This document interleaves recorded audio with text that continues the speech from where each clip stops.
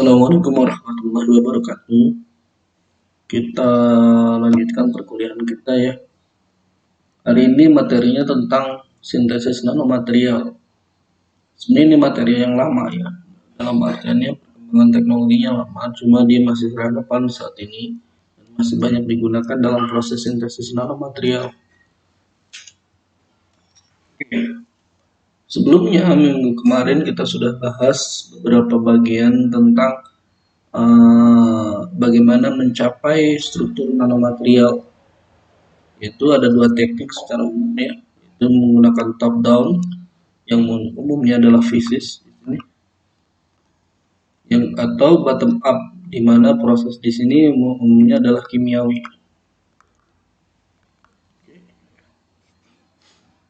Nah, kalau di sini dasarnya adalah ukuran milimeter, kemudian diperkecil hingga mencapai nanometer atau dalam skala atomik, di mana atau molekul protein dan protein ini kemudian direaksikan sehingga dia mencapai ukuran nanometer. Tujuannya sama, untuk mendapatkan sebuah bahan, sebuah material dengan dimensi, salah satu dimensinya adalah nanomaterial. Oke, kita lakukan dulu pendekatan secara kimiawi untuk mendapatkan nanostruktur. Pertama, misalnya adalah dimensi 0 atau 0 dimensi pada struktur nanomaterial. Jadi umumnya misalnya kita membentuk misel. Misel itu adalah susunan dari surfaktan yang membentuk biasanya kuasi kristal ya, mirip bukan kuasi spherical, mirip seperti bola gitu ya, terdiri dari bukan jaringan ya, intinya adalah hubungan atau gabungan dari beberapa molekular yang membentuk seperti bola, tetapi ada beberapa ruang yang bisa diisi oleh unsur-unsur logam atau unsur-unsur oksida gitu, sehingga nanti di dalamnya ada beberapa ukuran nanomaterial yang terselip di antara struktur misel ini. Atau misalnya pembentukan pemberian surfaktan. Surfaktan itu sebenarnya dia terdiri dari dua ujung ada hidrofobik,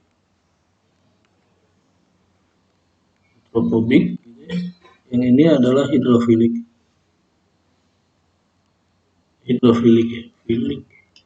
Yang hidrofobik ini dia tidak suka dengan air, dalam artiannya dia lebih ke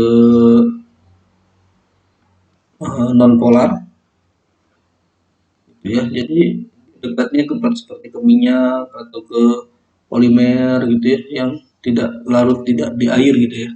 Sedangkan hidrofilik itu cenderung untuk berikatan secara lemah dengan air, sehingga nanti ketika ada misalnya air di dalam minyak kemudian diberi surfaktan, maka surfaktan tersebut memisahkan antara istilahnya adalah nukleus titik-titik air gitu ya, sehingga dia membentuk spherical bulat ya, membentuk knot. Atau misalnya ada jejaring seperti zeolit ya, seperti strukturnya mirip seperti zeolit, tetapi dia terbentuk dari atom-atom dot yang dia memiliki struktur heksagonal seperti, cuma dia kalau dua dimensi, tapi kalau tiga dimensi mirip dengan struktur zeolit. Nah, kenapa dia menggunakan beberapa surfaktan misalnya, atau ada misel gitu ya? Tujuannya adalah untuk agar si partikel yang sudah terbentuk di dalam, yang dipisahkan oleh surfaktan di dalam air atau di dalam pelarut hidrokarbon yang lain, agar tidak terjadi aglomerasi.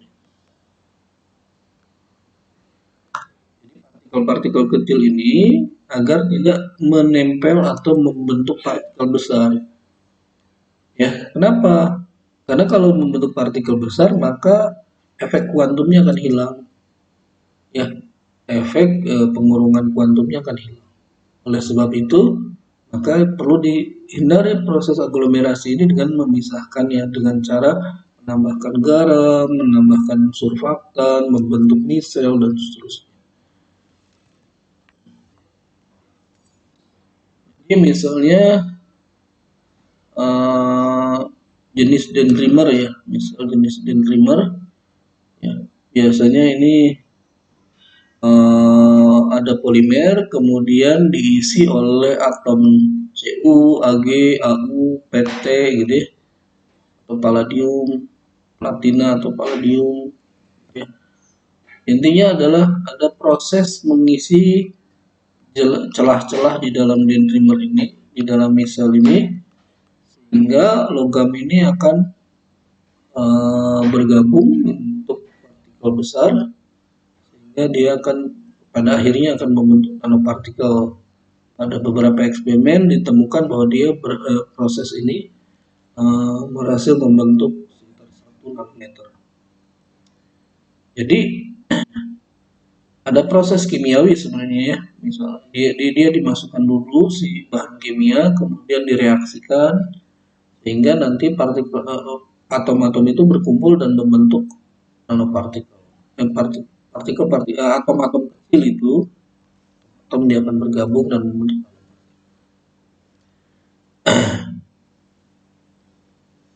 Nah, dia salah satu keuntungan dari metode ini adalah dia tidak membentuk agregat besar. Ya, kenapa? Karena si partikel ini terhalang oleh dendrimer, ya, dendrimer dari polimer ya, sehingga nanti si dendrimer itu mencegah si partikel bertemu dengan partikel lain, gitu. Sehingga tidak membentuk partikel besar. Atau misalnya ini reverse misel, ya, di mana reverse misel ini menggunakan surfaktan gitu ya. Jadi surfaktan yang digunakan adalah sodium bis 2 ektil heksil gitu, sulfosinat, ada natrium AOT ya. Jadi sodium dan natrium. Kalau natrium ini sendiri dia lebih cenderung bisa masuk, bisa menempel ke atom-atom air, sedangkan sodium, maaf, ya, sodium. Sedangkan sulfosinat itu dia cenderung hidrofobik. Jadi sodium itu hidrofilik, sulfurnya sendiri dia hidrofobik, sehingga dia cocok sebagai. Nah, jadi nanti yang menarik dari sini adalah di sekitarnya itu anggaplah ada minyak hidrokarbon. Maka surfaktan ini memisahkan antara air dengan hidrokarbon.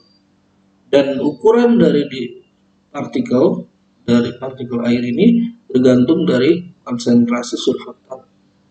Sedangkan ukuran nanopartikel yang dibentuk itu bergantung pada logam cairan, intinya adalah bahan kimia metal organik ya yang dimasukkan ke dalam pelarut air ini. Jadi air ini berfungsi sebagai pelarut, dibentuk jadi spherical menggunakan surfaktan di dalam hidrokarbon. Nanti konsentrasi dari prekursornya misalnya adalah metal organik, contohnya adalah zinc asetat atau zinc nitrat dan seterusnya, maka dia akan menghasilkan ukuran partikel berdasarkan konsentrasi dan besaran ukuran dari miselnya. Dan dia bisa bervariasi, misalnya 1 sampai 4 nanometer untuk PDS atau untuk logam itu 1 sampai 12 nanometer. Pada ukuran kisaran ini kita sebut sebagai dot. Jadi quantum dot. Ukurannya harus di bawah 10 nanometer. Atau zeolit misalnya. Zeolit ini termasuk material yang menarik. Kenapa? Karena dia memiliki struktur yang unik, struktur zeolit sendiri, di mana dia membentuk seperti heksagonal, tetapi ada ruang kosong di tengahnya. Dan ruang kosong inilah yang bahkan atom-atom atau partikel-partikel besar bisa masuk ke sana. Sehingga manfaat dari zeolit itu adalah sebagai penyerap kotoran-kotoran atau misalnya zat-zat kimia yang tidak diperlukan. Nah, pada proses kimiawi ya, pada proses kimiawi dia menggunakan prinsip presitipasi. Presipitasi, di mana misalnya ada larutan A, kemudian dimasukkan larutan B, prosesnya adalah proses injeksi, maka mulai ada nukleasi. Jadi atom-atom kecil dia bertemu dan membentuk nukleon, ya, bukan nukleon dalam artiannya untuk yang nuklir ya, tapi intinya adalah nukleasi itu ada kumpulan-kumpulan atom yang prosesnya itu reverse. Reverse itu artinya gini, jadi dia bisa membentuk partikel yang lebih besar kalau berlanjut, atau dia balik lagi menjadi kumpulan-kumpulan atom yang terpisah. Ya, itu bedanya antara nukleasi dengan pertumbuhan grow. Ya, setelah lewatin nukleasi, bisa aja dia menjadi partikel besar, kita sebut sebagai pertumbuhan atau grow.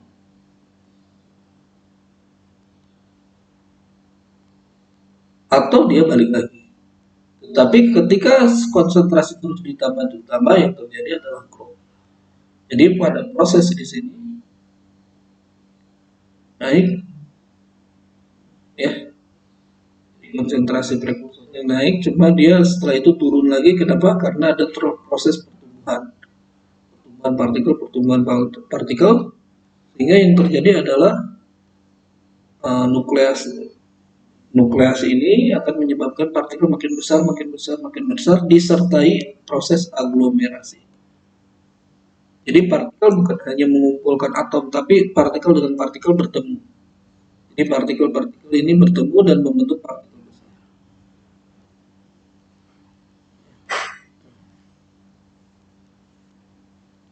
Makin besar biasanya berdasarkan konsentrasi, ya.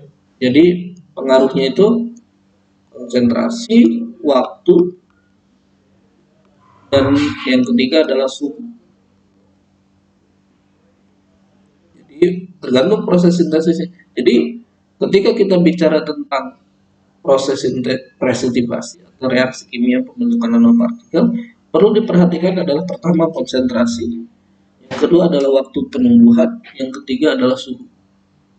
Ketiga faktor ini sangat berpengaruh dalam proses pembentukan nanopartikel. Jadi misalnya ini suhu diatur, kemudian pengadukan,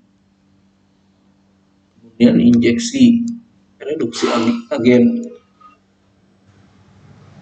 Ini ada tiga ya, ini konsentrasi, ini suhu, ya. Nah biasanya cara untuk menghentikan ini yang menarik ya, bahwa ketika misalnya dia direaksikan, konsentrasinya umumnya rendah, supaya dia ukurannya kecil partikel. Jadi diatur konsentrasinya rendah, dan ketika misalnya jadi rendah ya, kemudian suhunya diatur pada suhu reaksi kimiawinya, ya, biasanya serendah mungkin ya yang bisa kita atur dalam tanda kutip. Jangan sampai nggak mungkin negatif. Kalau negatif misalnya, intinya adalah suhunya harus diatur sehingga proses reaksinya optimal yang kita inginkan. Bisa aja lama, bisa aja dia cepat gitu, tergantung dari keinginan atau tujuan dari penelitian kita.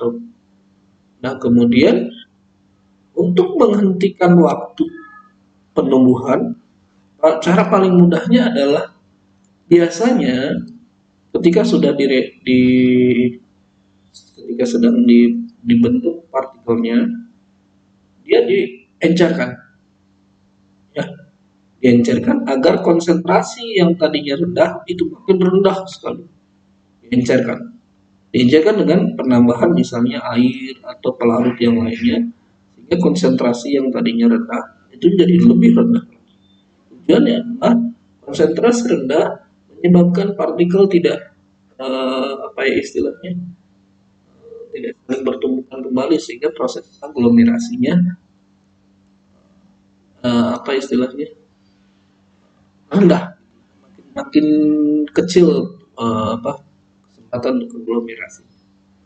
Yang kedua, biasanya dengan cara menambahkan surfaktan, menambahkan garam, menambahkan bahan tambahan lain, sehingga reaksi yang tadinya partikel yang sudah terbentuk tertutupi oleh bahan, sehingga dia bahan yang lain misalnya surfaktan, sehingga partikel tidak saling bertemu dan membentuk aglomerasi. Ini contoh misalnya pengaruh dari ukuran partikel terhadap sifat optiknya, kita sudah bahas kemarin. Ini contohnya pemanfaatannya sebagai penanda DNA, penanda sel atau penanda organ-organ pada sel yang ukurannya sangat kecil. Dia sangat bermanfaat, partikel ini ya, partikel nanonya, karena sel itu kan ukurannya kecil, tapi nanopartikel ukurannya lebih kecil, sehingga dia dapat menempel pada organ-organ yang spesifik. Oke, kita lanjutkan dengan struktur satu dimensi. Intinya adalah proses pembentukan struktur satu dimensi itu, kita ingin proses reaksinya hanya pada satu arah. Ya, biasanya pertama kita menggunakan katalis. Jadi reaksinya nanti satu arah. Atau dimensi tempat reaksinya itu hanya satu arah. Misalnya adalah mikro channel. Jadi di channel tempat reaksinya itu hanya satu arah kecil, biasanya dalam ukuran mikron, sehingga nanti pembentukannya itu juga hanya satu arah. Atau misalnya dengan memanfaatkan nanodot. Nanodot di mana satu nanodot dengan nanodot yang lain dibiarkan saling aglomerasi, tetapi aglomerasinya kita atur hanya dalam satu arah. Ya, misalnya dengan menambahkan surfaktan, atau misalnya dengan memberikan gangguan mekanik hanya dalam satu. Itu kimiawi ya, tapi kalau metode fisiknya ada banyak. Ya, kita sekarang bahasnya dalam metode kimiawi. Contoh paling sederhananya adalah kita punya template. Template-nya adalah ada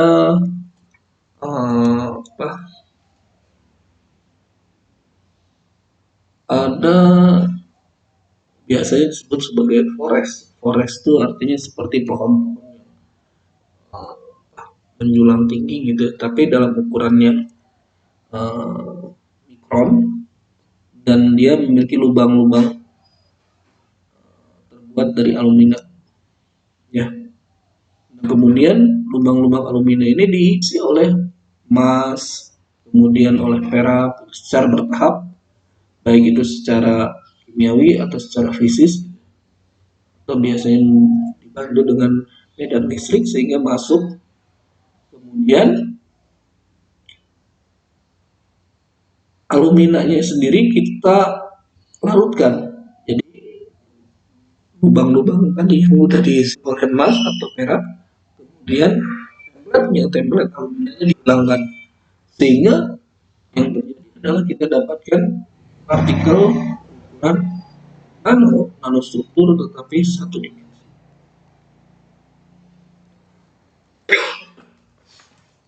Jadi kita dapat. Jadi basisnya menggunakan template. Atau misalnya kita punya template dalam bentuk GAN, gallium nitride, bentuknya dia tubular. Kemudian kita maaf, balik ya. Kita punya ZNO nanowire. Kemudian kita tumbuhkan pada permukaan ini yaitu GaN, gallium nitride. Jadi dalamnya itu ZNO, di luarnya adalah gallium nitride. Kemudian ZNO-nya itu sendiri dihilangkan dengan misalnya dengan direaksikan menggunakan asetat, menggunakan ini. Sedangkan gallium nitride, karena gallium nitride ini termasuk yang ikatannya kuat, bahkan mirip inert ya. Sehingga kalau kena asetat, asam-asam yang lemah gitu, itu tidak akan terlalu berpengaruh terhadap material ini gitu. Tetapi ZNO-nya akan hilang. Sehingga kita akan dapatkan tubular ya yang di dalamnya kosong. Ini adalah ZNO-nya. Kemudian dilapisi oleh gallium nitride, kita akan dapatkan, coba perhatikan di sini, ini ada bagian-bagian yang tubular yang bolong. Sehingga dengan demikian kita dapatkan bentuk yang spesifik. Itu kenapa nanostruktur ini menarik, karena banyak kemungkinan yang bisa kita buat. Misalnya kita punya multi-wall nanotube. Multi-wall nanotube itu bentuknya seperti ini, ada lapisan-lapisan. Ya, bentuknya tubular sebenarnya tabung. Ya, tetapi ada banyak-banyak lapisan terbuat dari karbon. Nah, yang menarik adalah ketika kita misalnya reaksikan dia dengan titanium, ya, dengan gas titanium atau yang lainnya, maka dia akan menjadi titanium carbide nanorod. Ukurannya nano, tapi dia menjadi titanium. Dengan cara sebenarnya banyak ya metodenya, cuma biasanya dengan uap logam, kemudian dipanaskan pada suhu. Coba memang metode template ini dia memiliki banyak kelemahan. Ini defeknya sangat besar, kemudian juga ukurannya cukup besar sehingga kita tidak akan melihat efek-efek kuantum di sana.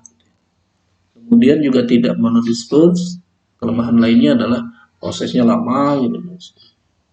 Jadi kita butuh metode lain misalnya untuk membentuk nanowire. Cara paling mudahnya sekarang yang paling terkenal ya, itu adalah metode elektrospinning.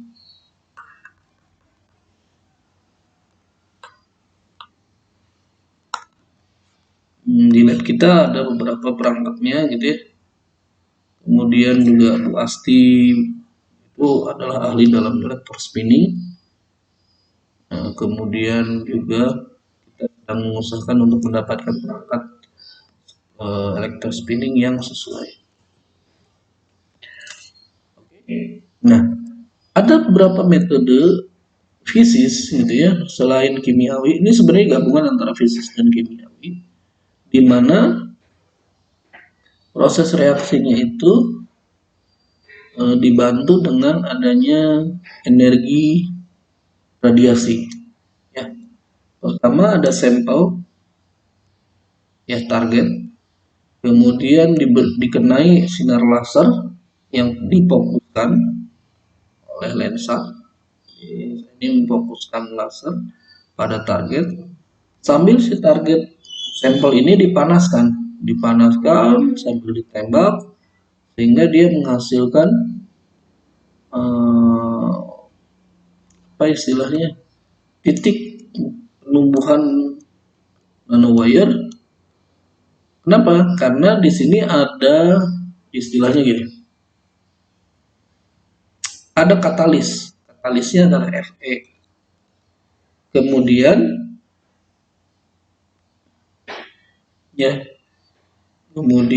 ada lelehan silikon, atom-atom silikon misalnya biasanya dalam bentuk gas silan SiH4 ya.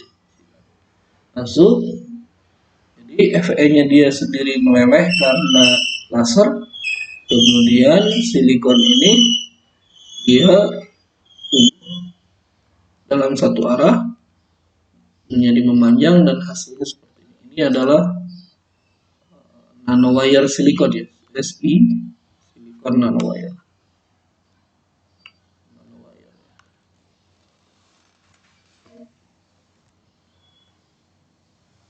Atau misalnya menggunakan CVD, biasanya untuk CNT ya, carbon nanotube. Ya, biasanya dia menggunakan katalis Fe juga sama. Biasanya menggunakan ferrosen ya. Jadi gabungan antara hidrokarbon dengan Fe gitu. Jadi ditumbuhkan di sini. Ini katalisnya. Kemudian ada hidrokarbon dan argon juga dimasukkan sehingga katalis ini akan pada permukaan dot-dot katalis ini akan tumbuh karbon nanotube ya.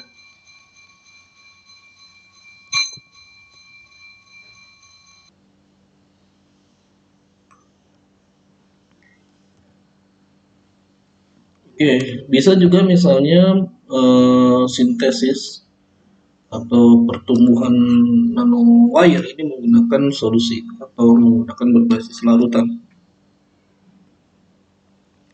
Jadi inorganic metal polimer misalnya biasanya kita sebut sebagai metal organik, gitu ya, dimasukkan ke dalam pelarut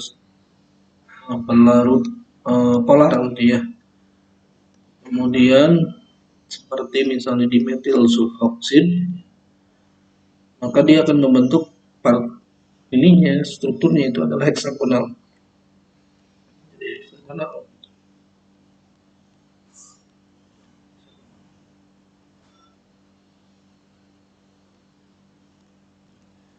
Nanti dia pertumbuhannya hanya satu arah, jadi terus gitu, pertumbuhannya terus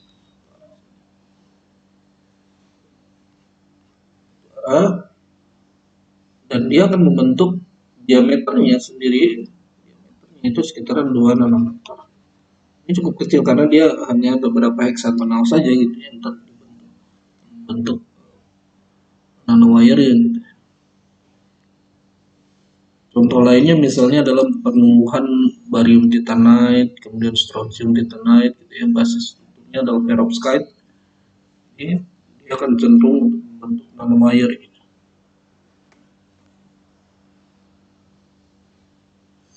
Atau misalnya ditumbuhkannya dari nanopartikel, nanodot misalnya, nanopartikel nol dimensi. Misalnya pertama kita hilangkan dulu stabilizernya, misalnya surfaktannya atau garamnya atau yang lainnya gitu, sehingga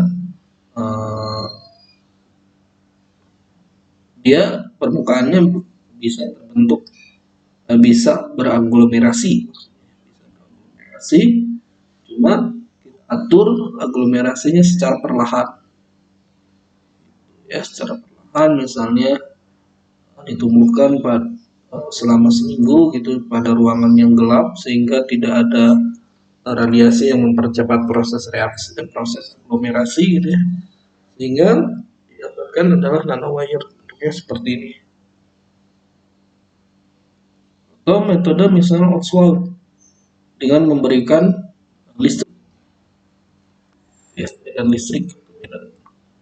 Kalau partikel magnetik berarti bekas medan magnet gitu. Kalau untuk struktur 3 dimensi biasanya pertama menggunakan polimer enkapsulasi. Jadi ada beberapa misalnya seperti tadi. Kemudian juga ada pelarut, kemudian ada larutan capping. Capping itu adalah seperti surfaktan untuk memisahkan antara partikel dengan partikel yang lain. Dia membentuk ukuran nanodot yang diperbesar gitu ya, jadi diperbesar jadi membentuk tinggi. Yang menarik adalah strukturnya terlihat jelas, ada yang kubik, ada yang misalnya ini adalah tetragonal misalnya.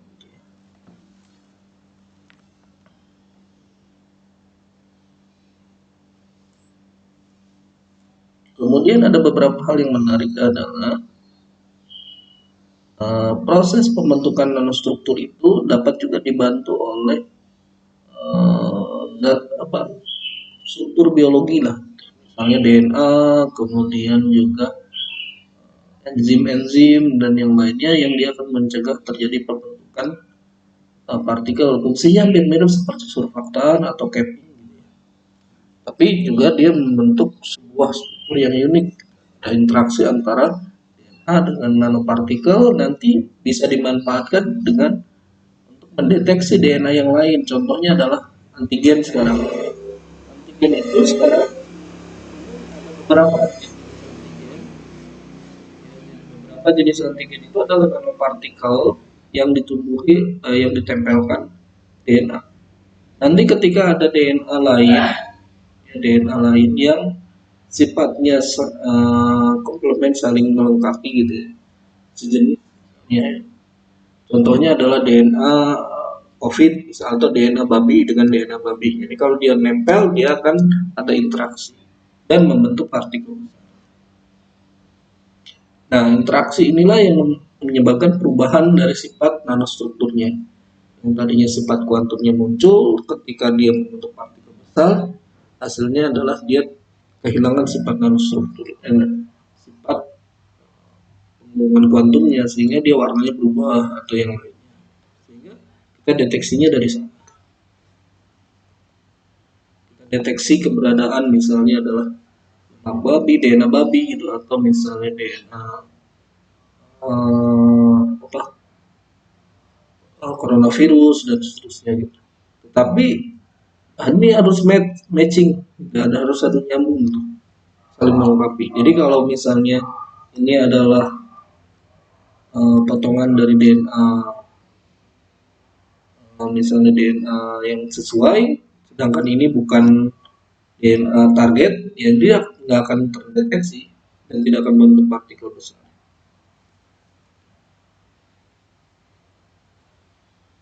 Nah, ini yang menarik, apa yang dimaksud dengan struktur tiga dimensi. Namanya adalah nanocluster atau superlattice, di mana struktur kristal ini sebenarnya partikelnya besar, partikelnya besar, tapi dia tersusun dari nanodot yang lain. Jadi nanodot ini membentuk partikel besar dan kita sebut sebagai superlattice. Ini yang menyebabkan orang berpikir bisa jadi nanodot itu 0 dimensi, nanostruktur 0 dimensi itu dapat dianggap sebagai atom baru. Kenapa? Karena dia dapat membentuk superlattice adalah kisi yang sangat besar, yang tersusun dari partikel-partikel, bukan lagi susunan atom. Dimana biasanya kan kita berpikir tentang kisi kristal itu adalah tersusun dari atom molekul gitu ya, pada fisik kristal. Sedangkan ini adalah partikel membentuk susunan seperti fisik kristal. Oh, ini misalnya ini terdiri dari atom-atom yang sangat banyak, kemudian ini juga membentuk segitiga, ini membentuk tetragonal gitu ya. Ini membentuk hexagonal kalau disusun. Oke. Jadi ini beberapa metode dalam proses sintesis nanostruktur, mulai dari 0, 1, 2, dan 3 dalam dimensi gitu ya. Nah, ini adalah umumnya metode kimiawi. Tugas hari ini adalah membuat catatan kuliah ini. Yang pertama adalah membuat catatan kuliah ini, kumpulkan sebagai bukti kehadiran. Yang kedua adalah membuat tugas untuk mencari beberapa proses sintesis nanostruktur mulai dari 0, 1, 2, 3 menggunakan prinsip fisika. Tadi kan kimiawi, sekarang menggunakan prinsip fisik. Ya, sebagai catatan misalnya ada electrospinning, ada high energy milling, kemudian ada force spinning, ada microwave synthesis, microwave assistant, ya, dan yang lain-lain. Silahkan cari. Setiap orang, setiap peserta kuliah harus memiliki ringkasan yang berbeda-beda. Jadi misalnya electrospinning kalau sudah ada yang membuat, maka yang lainnya harus ganti dengan topik yang lain. Oke, sekian kuliah kita hari ini. Semoga bermanfaat. Tunggu tugasnya dan catatannya. Assalamualaikum warahmatullahi wabarakatuh.